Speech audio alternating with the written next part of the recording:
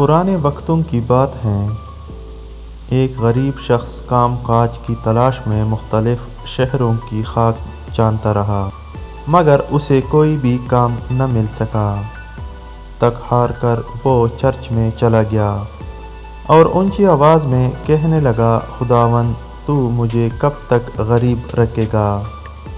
پادری نے جب یہ الفاظ سنے تو اس شخص کو ڈانٹا کہ ایسی دعا نہیں کرتے۔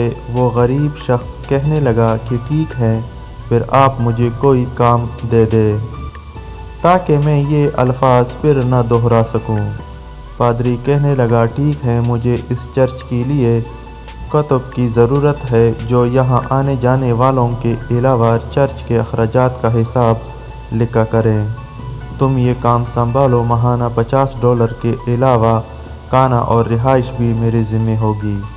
اس شخص نے حامی بھر لی۔ پادری نے اسے کھاتا، رجسٹر اور قلم دے دیا اور یوں وہ شخص چرچ کا کاتب بن گیا۔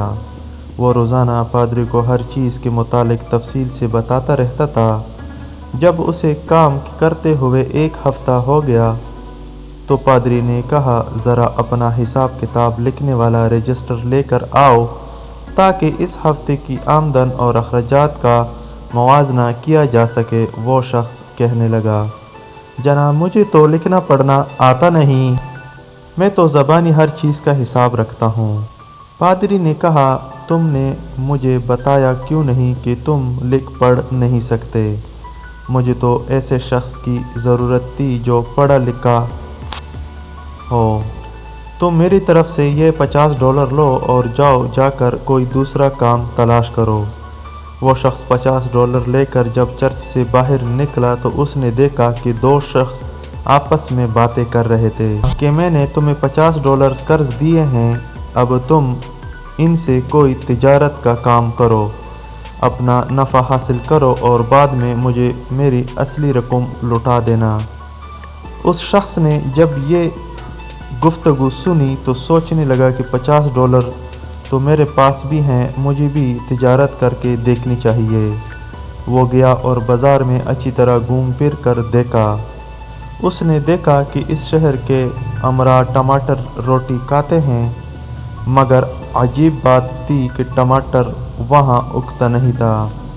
دور دراز کے علاقوں سے جب ٹماٹر آتا تو طویل سفر اور گرم موسم کے باعث رستے میں خراب بھی ہو جاتا تھا۔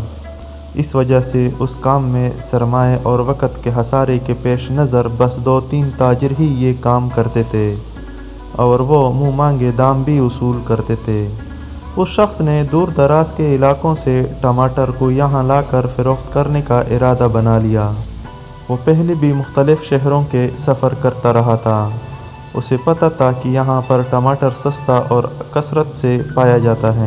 وہ سیدھا وہیں گیا اور وہاں سے جب ٹماٹر خرید کر لایا اور بہت کم منافع کے ساتھ انہیں فروخت کرنا شروع کیا تو پہلے دن ہی سارے ٹماٹر ہاتھوں ہاتھ بک گئے اور اسے اچھا خاصا منافع حاصل ہوا۔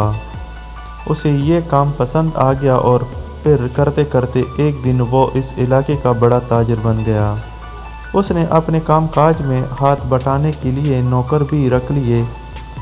ایک دفعہ وہ سفر کرتے ہوئے کسی ایسی جگہ پر گیا جہاں ہسپانوی زبان بولی جاتی تھی جس سے وہ ناواقف تھا، یعنی ہسپانوی زبان نہ ان کو سمجھ آتی تھی اور نہ ہی وہ بول سکتا تھا۔